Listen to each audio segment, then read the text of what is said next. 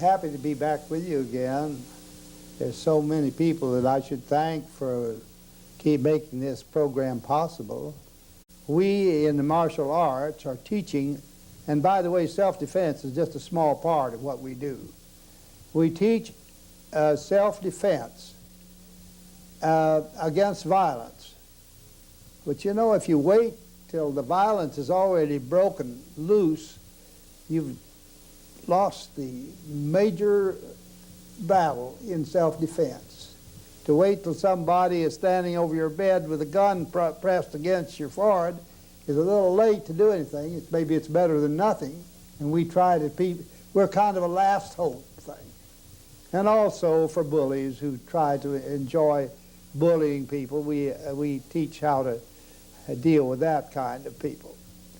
But the other thing, the great thing that we need to learn in this country is how to be secure in our homes and on our streets. And my prayer is that that security will grow and we will start to do something about hoodlums that make our lives sometimes a nightmare. Besides, say, let's go into counseling. I think I'm going to hit it blow at counseling. I'll go ahead with an explanation of the principles of power at this time. There is quite a lack of understanding what power is. They're beginning to talk about it in football now. We have what we call power lifting, and that is simple contraction against weights. This is a misnomer. It is not power lifting. It's something else. Three forms of power I want to talk to you about. One is stamina. The long races, cross-country races, is stamina. There are a great many exercises that are stamina. We've been doing a lot of things for stamina, for health, for cardiovascular health. We all have to have some of this. Whatever performance we do, we have to be able to keep it up a sufficient length of time. The other is simple contractivity, isotonic movements against weights, like a weight trainer lifts the weight, not very much straight, a bodybuilder rather, lifts it against, and then usually to look good, to see how good he looks. And they'll say, well, how big an arm do you want when you take the course before you send the money? And here's a man that has it's 5'4" and weighs 110 pounds, and he wants to have an arm that's 17 inches around. Of course, he's a freak if he does it. And you can do this and make a freak of yourself if you want to. It is not athletic in any way. It is better than sitting around. I suppose it gets circulation going. But it's a lot of fun. It calms the nerves, and it's a fine sport. I mustn't run this down. The other is what we call free exercise. It is how fast you can do the movement. You have to have strength to have to push a weight very rapidly. And this is the test of this type of strength. If your hand only weighs 10 pounds and you can push it through the speed of sound, it takes tremendous strength to do this. I'm thinking about in the realm of ballistics. A .30-06 bullet, 180 grains, 2,700 feet a second. It has a pressure of about a ton, about 2,000 pounds, maybe just a little under. Why? 180 grains, a little tiny thing, but the pressure, because it is that tremendous speed that it does it at. What we in the martial arts are specializing on, you have to have all kinds of strength in order to function. But is this last time power? And they were trying to teach football players that. I saw in one of the magazines on football. Get the idea that power is, you have to have it all. So we're doing it. And we push the hand or the foot through maybe not quite the speed of sound, but very near approaching. There's one thing, and I'll show you one way, that we put the weapon, our natural weapons, through the speed of sound. There's one technique.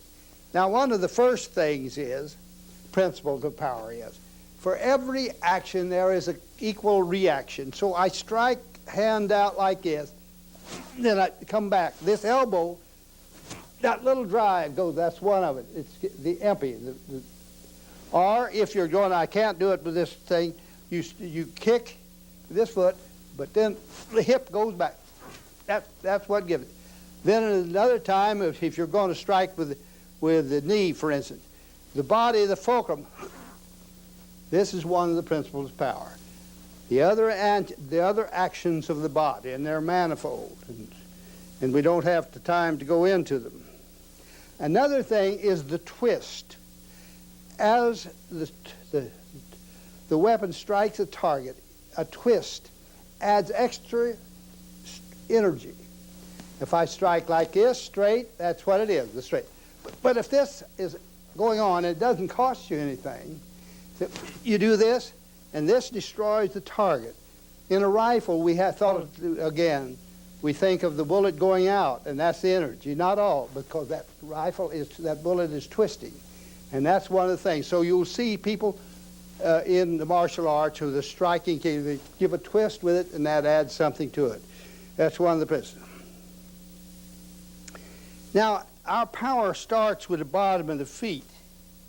We have to realize that we're striking with the bottom of the whole body. You see, my whole body is a weapon. Yes, it is. The whole thing has to be involved. And as you come up, strike the whole thing. Now, this is not, there's something that you don't see, and no human eye can see it, and that is the shock wave. The target is struck by the weapon. I believe very strongly that you have to keep growing and keep learning, or you become senile. You begin to die when you cease to grow. And I've been in karate there, 53 years, I believe. And there's so much that I don't know that I feel like I'm just a beginner. Maso Yama in Tokyo, very famous sensei, teacher, said that he believes that the spirit of chivalry is far superior to the spirit of Bushido, the samurai. One thing is the difference between chivalry and Bushido is the Bushido man is very loyal, even to death, to his boss, to somebody above him, somebody of higher rank, somebody has power. But they don't have much care for the down and out, the people that are not powerful.